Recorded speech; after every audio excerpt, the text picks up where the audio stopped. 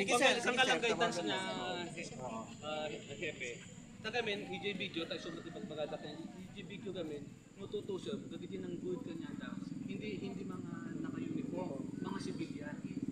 Nakita naka-live yan, nandun ako sa bawto pinapanood ko talaga mga kuan ko.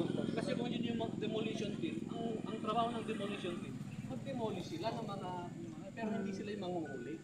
Yun ang purpose ng mga demolition team. Yung mga pulis ang manguhuli. Pero yun ang papasagdag alam di kaya na. Nakita mismo sa video yun. So, sa amin, para wala ng kwan, i-release natin sila. Okay din sila kami kung nakapag-convince ganyan. Tsaka na ibakansa ni Hepe ni Vice Mayor Tatay. Na naibakansa sa. Ay, ni Hepe, tinangga pa. Ni Hepe Gayam. Nai-convince niyo kaya, Paalam muna ako kay sige. 10 minutes siguro. Sige sir, sige.